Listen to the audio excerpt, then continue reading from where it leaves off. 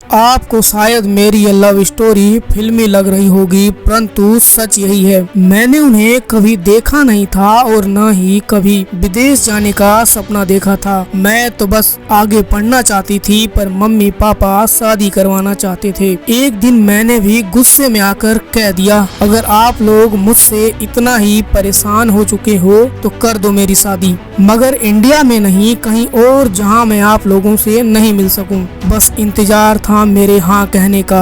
अगले ही दिन हमारी बुआ जी मेरे रिश्ता लेकर आ गई, वो भी विदेश से। मैंने भी गुस्से में आकर कह दिया लड़के के बारे में बिना कुछ देखे सोचे, और मैंने उनकी फोटो देखना भी ठीक नहीं समझा। मम्मी पापा ने बात आगे बढ़ाई तो पता चला लड़का डॉक्टर है हॉलैंड में। मुझे अगले वीक ही लड़कों वालों का फोन आ गया। मेरे मन में बहुत डर लग रहा था। एक तो लड़का डॉक्टर है मुझसे बिल्कुल अलग। मैं तो पत्रकारिता में डॉक्टर थी, वो तो दिमाग का डॉक्टर है। कहीं भी मेल नहीं हो रहा था। ऊपर से बिना देखे ही हाँ कर दिया। ये भी नहीं सोचा कि वो काला है या गोरा है, लंगड़ा है या लूला है। अब क्या, अब सिर ओखली में दे ही दिया है तो मूसल से क्या डरना। मैंने फोन पर सबसे पहले लड़के के माँ से बात की, फिर लड़के से। जब उसने पहली बार फोन पर हेलो कहा, जैसे ही मुझे ऐसा लगा कि उसने कंट्रोल में कर लिया हो। उसने क्या कहा मैंने सुना ही नहीं था। मेरा मन का डर दूर हो गया और उसी दिन से मुझसे